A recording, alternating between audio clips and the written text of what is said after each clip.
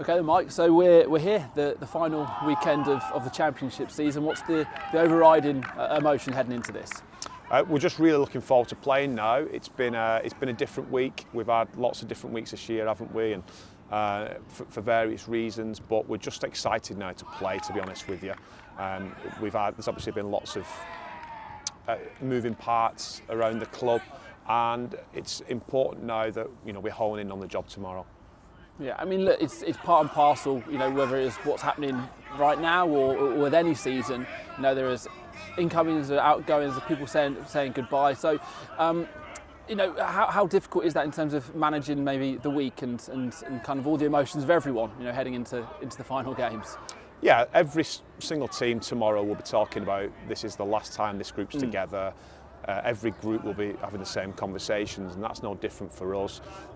We always knew this was going to be a big transition year for this club, and it's obviously happened right now. And this team have been absolutely fantastic to do what they've done, to represent this club the way they have this year in again some incredibly difficult circumstances. It's something that they should be really proud of, and we just want to make sure that we've digested everything that's kind of happened and happening in the club, and this group kind of finished the job really, which is, it's not about results, it's just about performing the right way and representing the badge properly.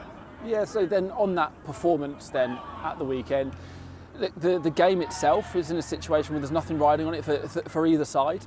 So again, does that change the dynamic? It just certainly makes it a little bit different, doesn't it, for Sunday as opposed to a normal game? Yeah, in terms of the league table, it's a dead rubber, isn't it? We can't go up, we can't go down. But like I said, it's just about this group finishing this journey together. There will be vast transition, and there'll be a lot of positivity around that as well, but this group just need to stay focused on the job. We've built a lot of momentum in recent weeks in terms of results and performance, and I'm just desperately hoping we can see that trend continue. Okay, and then with the squad that we've named, what's the kind of the look on that? Not a huge amount of change from the last couple of weeks.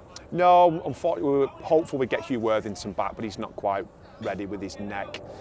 We know Danakoro's obviously down, and Aaron Small are down for the year as well. So there's a couple of bits and pieces in there too that we'll get checks on today. Players who may not make the start line, and obviously Ben Hurst, who we know with his head knocks stood down. So yeah, there's a little bit of a reshuffle in there. Lucas Mason may feature; he's in the squad. So yeah, but as a general rule, the spine are settled, albeit there's been a little bit of illness this week, but the spine is settled and everything else will be bolted around that. A very quick one. I know I like to bring up stats and numbers, but he's had quite a few this year, but a big number, a big day for Will as well tomorrow.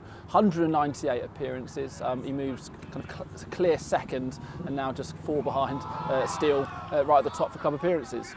Yeah, just an absolute club legend, and he's just an absolute champion as well. The adversity he's been through during his career has been well documented, and I'm so proud of him. He was there for my first game as head coach, and I was there for his first game as a player as well. So really proud of him to go second in the all-time appearance ladder. So I'm hopeful he can actually get Steele as well at some point as well. So we're super proud of him. He's an absolute champion, and all going well, he doesn't pick up an injury in the next 24 hours or an illness, he'll move into second.